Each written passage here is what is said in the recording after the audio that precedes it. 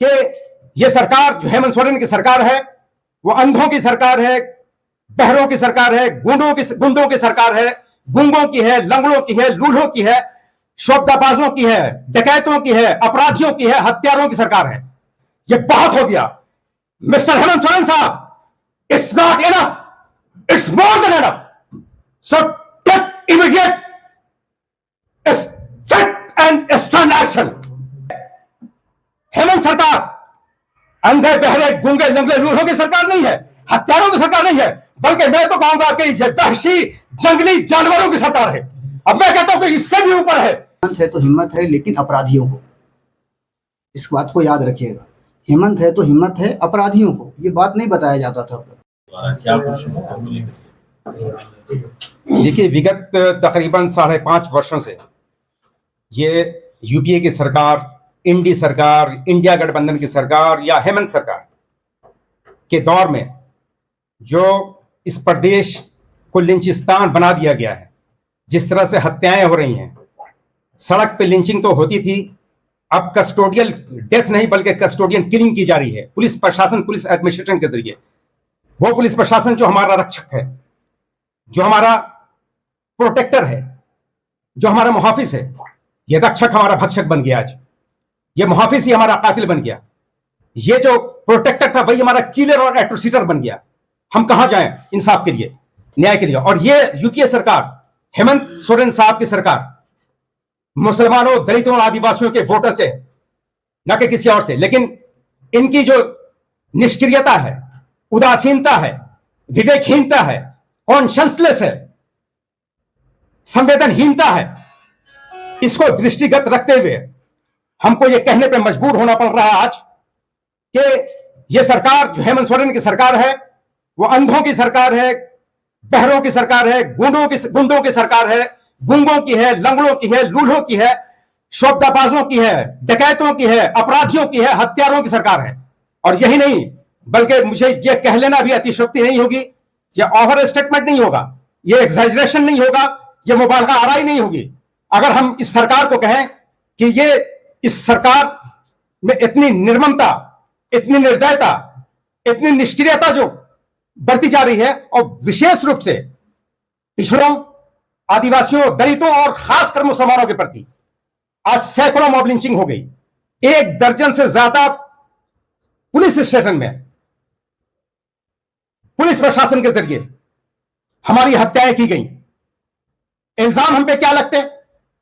Mob lynching road पे हो रही है, आप देख रहे हैं। विगत 6 जून शुक्रवार की घटना, इसने पूरे झारखंड वासियों को, जो सेकुलर जहन के हैं, जो दलित हैं, आदिवासी और विशेष रूप से मुसलमान, और ये शहर, रांची शहर के लोग, इस घटना ने तमाम लोगों को विचलित कर दिया है। अभी हम लोग उनके घर पे गए थे। एक इसमें काटाडोली का लड़का जो अब्दुल जब्बार जिसका नाम है, एक शोएब अख्तर और एक एमन खान निहायत ही जीनियस छात्र अपने छात्र जीवन में, सारे टीनेजर हैं, सब अनमैरिड हैं। हम खून के आंसू हम लोगों को रोना पड़ा जब एमन के घर गए। उसके फादर 2.5 वर्षों से पैरालाइज्ड हैं, पैरालिसिस के शिकार हैं। एक मात्र बच्चा, 3 बहनें उसकी, 2 भाई जिसमें इंक्लूडिंग एमन खान। 12,000 सैलरी है। मां अंबे फूड प्राइवेट लिमिटेड में जॉब करता है। वो लोग लंच के बाद, पब्लिक प्लेस है, सब लोग आते हैं वहां पे, ये लोग भी बैठे जाके उनकी रेकी की जा रही थी। जिस तरह से घटनाएं हुई हैं वो प्री प्लान्ड है, सुनियोजित तरीके से है। क्योंकि उन बच्चों ने बताया कि जब हम भाग रहे थे तो जिधर भाग रहे थे उधर एक भीड़ हमको घेर ले रही थी और लाठी डंडों से हम पे वार किया जा रहा था। ये शोएब अख्तर, उस बेचारे को पोल से बांध दिया गया और एक बड़ा पत्थर उसके सर पे मारने ही वाले थे कि फैक्ट्री में इंफॉर्मेशन मिल गई। फैक्ट्री के 15-16 लोग कर्मचारी आए, उन लोगों ने बचाया, बीच बचाव किया। अगर वो नहीं होते, वो कर्मचारी नहीं होते, तो उन बच्चों की हत्याएं, निश्चित रूप से हत्याएं होती। और अब आज हम लोग पुलिस स्टेशन भी गए थे, वहां पे थाना प्रभारी से जो बात हुई, उन्होंने एक्सेप्ट किया कि प्राइमा फेसी, प्रथम दृष्टया ये लोग निर्दोष हैं। जिन लोगों ने हमला किया, जो अटैकर हैं, वो यकीनन अपराधी हैं। मैं कहता हूं कि गाय चोरी का इल्जाम लगाया जा रहा है वहां पे एक संतोष यादव और एक लवकुश यादव, 1.5 साल पहले भी इन लोगों ने घटना को अंजाम दिया है।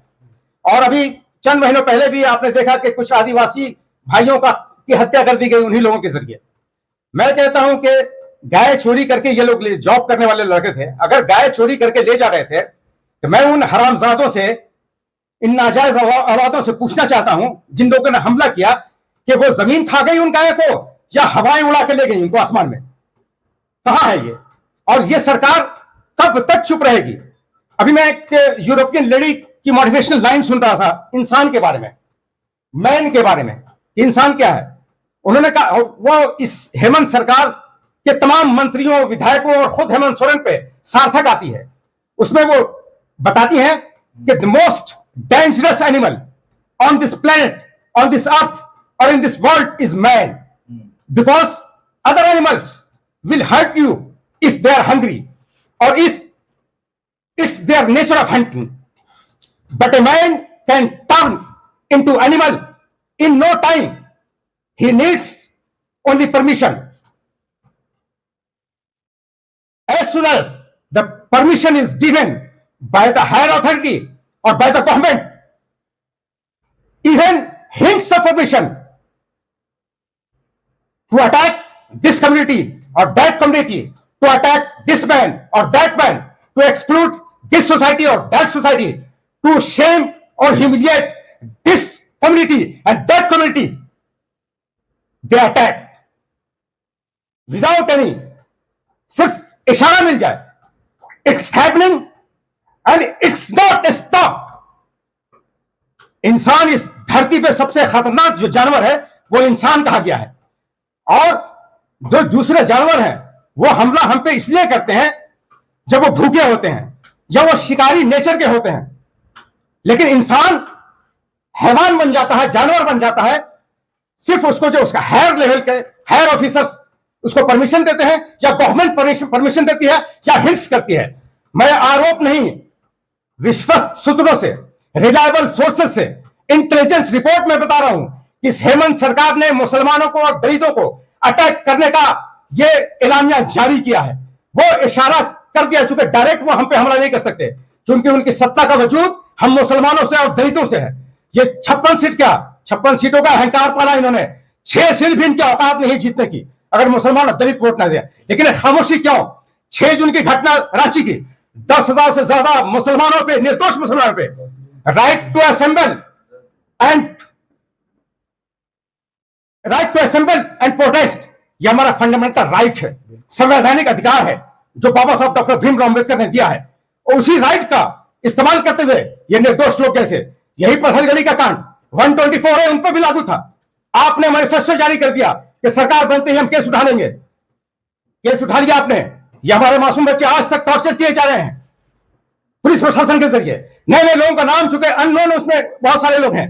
मैं कहता हूं कि आप ये केस कब वापस लेंगे जो निर्दोष लोगों पे? और ये हमारे मुदस्सिर और साहिल आपने देखा किस तरह से उनके सीनों पे, सरों पे और गर्दनों पे गोली मारी गई, 14 बच्चों को अपहज कर दिया गया। आप क्यों खामोश हैं? आप क्या चाहते हैं? ये मैं आरोप नहीं, मैं फिर बता रहा हूं कि हेमंत सरकार ने इशारा कर रखा है, ये हिंट्स दिया हुआ है मुसलमानों की हत्याओं का, दलितों की हत्याओं का।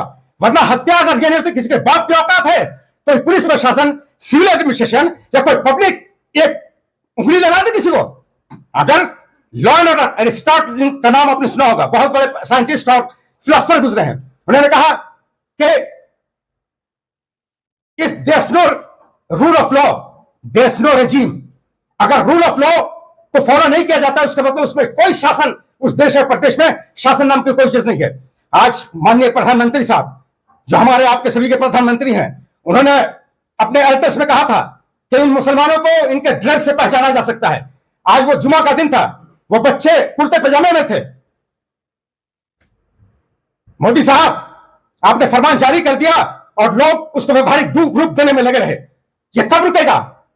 मैं पूछना चाहता हूं, आज इस देश में या प्रदेश में जो उग्रवाद की घटनाएं हैं, नक्सलवाद जो पैदा होता है, आतंकवाद जो पैदा होता है, जो लोग रेडिकलाइज होते हैं, वो किस रूप में होते हैं? ये बहुत हो गया। मिस्टर हेमंत सोरेन साहब, it's not enough, it's more than enough. So take immediate strict and stern action. अगर नहीं, आप फास्ट ट्रैक कोर्ट का गठन करके आप फैसला लें, लिंचिंग के कानून बने, रिजेक्ट कर दिया गवर्नर ने, फिर वो कानून दोबारा क्यों नहीं पेश किया गया? कब पेश किया जाएगा? कब तक हत्याएं की जाती रहेंगी विश्व मुसलमानों की? आप कितने लोगों की? अगर आप बता दो, एक फिक्स अमाउंट बता दो, हम उतनी कुर्बानी दे देंगे, उसके बाद तो रुके।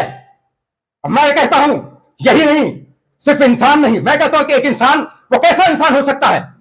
धर्म, जाति, पंथ, ये बहुत बात की चीज है। हम सबसे पहले एक आदम और हव्वा की औलादे हैं, चाहे वो हिंदू हो, मुसलमान हो, सिख हो, ईसाई हो या नास्तिक हो।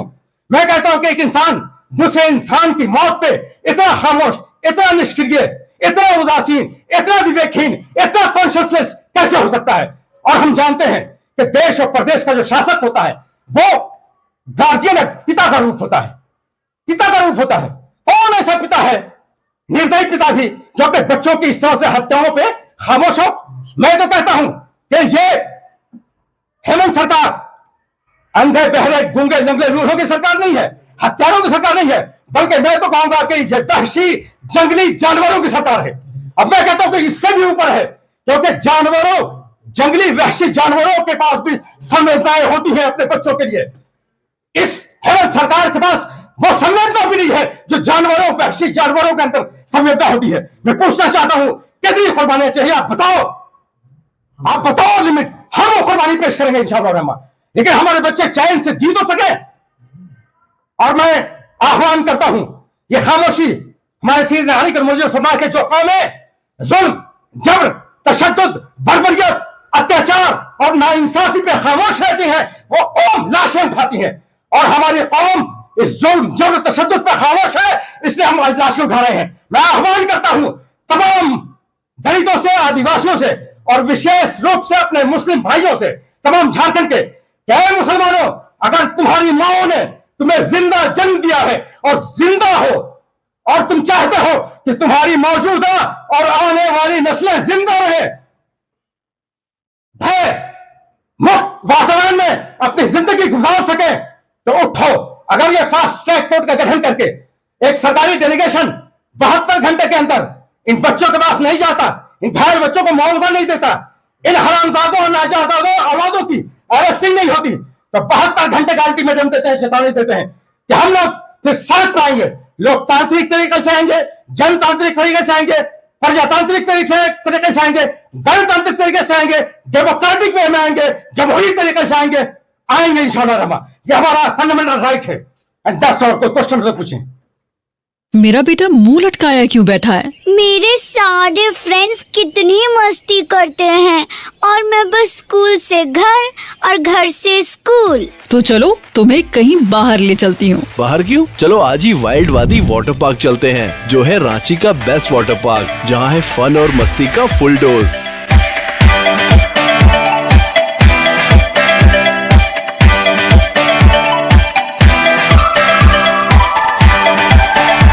वही इमरान प्रतापगढ़ी जब रांची आए थे, उनसे पूछा गया तो उन्होंने कहा कि भाजपा राज्यपाल के जरिए विधेयक को बार बार खारिज करवा दे रही है। ये खुद को जस्टिफाई करने की बातें हैं। मैं कहता हूं आप, सरकार आपकी है, सिर्फ राज्यपाल की औकात कैसे है? वो रिजेक्ट करता है कानून को, उसने संशोधन करेक्शन के लिए भेजा है, आपने करेक्शन करके भेजा। अगर करेक्शन करके भेजा होता तो इमरान प्रतापगढ़ी की बात सार्थक होती, हम मानते, लेकिन ये खुद आईवाश है, लोगों को अंधेरे में डालना है, और सिर्फ खुद को जस्टिफाई करने वाली बात है और कुछ नहीं है। बात हो रही है इसमें एफआईआर तक नहीं लिया गया दूसरी तरफ से, क्या कहेंगे? आज हम लोग थाने गए थे, एफआईआर दर्ज हो चुकी है। एफआईआर नंबर अगर आप नोट करना चाहते हैं तो लिख लें 179/25, और वो सारी धाराएं लगी हैं। हम लोगों ने बात की, जो इंस्पेक्टर के चार्ज में भी हैं, जो थाना प्रभारी हैं, मनोज कुमार जी गालिबन हैं, तो हम लोगों ने एप्लीकेशन की कॉपी भी मांगी, एफआईआर की कॉपी मांगी, कौन कौन सा सेक्शन लगाया आपने, तो उन्होंने कहा कि जब तक कोर्ट में एप्लीकेशन नहीं चली जाती तब तक हम लोग स्ट्रिक्टली प्रोहिबिटेड हैं, हम नहीं दे सकते हैं। तो हमने कहा कि आप दिखा तो सकते हैं टेबल पे, तो उन्होंने दिखाया, उसमें सारी धाराएं लगी हैं, मॉब लिंचिंग की धारा भी है और अटेम्प्ट टू मर्डर की भी धाराएं लगी हैं।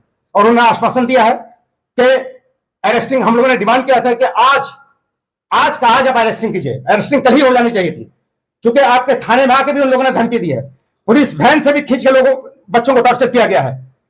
आपके सीसीटीवी कैमरा मौजूद है, वो गवाह है कि यहां भी आके कानून को अपने हाथ में लेने की धमकी दी उन्होंने। यहां हम लेंगे, क्या करेंगे, क्या कर लेंगे। इसके थ्रेट के बावजूद पुलिस प्रशासन को थ्रेट करके पुलिस परिसर में जा रहा है, उसके बाद भी आपने अरेस्टिंग नहीं की। और मैं आपको बता दूं कि एक व्यक्ति की, एक जो अटैकर है उसकी गिरफ्तारी भी हो चुकी है, संतोष यादव की गिरफ्तारी हो चुकी है। देखिए, पानी सर से काफी ऊंचा हो चुका है, अब बर्दाश्त इट्स कंप्लीटली इनटॉलरेबल, अब बर्दाश्त की सीमा से परे हो चुका है। बर्दाश्त की सीमा, हमारा टोन बता रहा होगा, बर्दाश्त करने की क्षमता हम लोगों की जवाब दे चुकी है। अगर ये फास्ट ट्रैक कोर्ट का गठन करके इन हरामजादों और नाजायज औलादों को सजा नहीं देते तो फिर हम लोग चरणबद्ध तरीके से फेस वाइज हम आंदोलन, ऐतिहासिक आंदोलन करेंगे। हम सड़क पर उतरेंगे इंशाल्लाह और इन्हें मजबूर कर देंगे कि आप इस तरह से अंधे, बहरे, लंगड़े, लूले और काने कुतरे बन के नहीं रह सकते। हमारी समस्याओं के प्रति, हम पे हो रहे अत्याचार के, हम पे हो रहे नाइंसाफी के खिलाफ आपको बोलना पड़ेगा, जुबान खोलना पड़ेगा। अगर सत्ता में बाकी रहना है तो ये 56 सीटों का जो घमंड है वो अहंकार टूट जाएगा। मैं तो अल्लाह से दुआ करता हूं और मैं लानत भेजता हूं इस सरकार पे, हेमंत सरकार पे, न सिर्फ अल्लाह की बल्कि आसमान के तमाम फरिश्तों और इस धरती पे बसने वाले तमाम मजलूमों की लानत है इस सरकार पे कि सरकार खामोश है। ये सरकार लूट खसोट में लगी हुई है। शासन और प्रशासन नाम की कोई चीज नहीं है, बिल्कुल खामोश तमाशाई बन, मूक दर्शक बन के बैठे हुए। अरे भाई, शासन है तुम्हारे हाथ में, फिर उतरो। नैतिकता के आधार पर तुम्हें शासन करने का कोई अधिकार नहीं है। जब तुम रूल ऑफ लॉ को फॉलो नहीं कर सकते, रूल ऑफ लॉ को, कानून की बालादस्ती नहीं हो सकती इस प्रदेश में, तो फिर तुम्हें हक किसने दिया? नैतिक अधिकार नहीं है तुम्हें राज करने का, तुम्हें शासन करने का। कुर्सी से उतरो, रिजाइन दो, वरना हमें इंसाफ दो। बोलिए माता भाई, मॉब लिंचिंग के ऊपर लगातार बातें हो रही हैं, लेकिन सॉल्यूशन की अगर बात करें, लगातार घटनाएं देखने को मिल रही हैं। अभी 6 तारीख की जो घटना की बात हो रही है, क्या सोचते हैं, क्या कहेंगे? देखिए, 6 तारीख का जो घटना है बहुत दर्दनाक घटना है और समाज के लिए कलंक है। ये आप सबके सामने है, सारा घटना आया है। हम लोगों के नॉलेज में कल रात में ये घटना असल में आया है और जैसे ही घटना हमारे नॉलेज में आया है, हम लोगों ने इस पर जो है अपनी कार्रवाई शुरुआत किया। और आज सुबह में जो है जितने लोगों के साथ जो ये घटना हुआ है, तीनों के घर में हम लोग गए और उनके घर वालों से मिला भी है और हर मुमकिन सहायता देने का जो है हमने उनसे जो है वादा भी किया। और वहाँ से फ़ौरन निकल कर हम लोग थाना पहुँचे।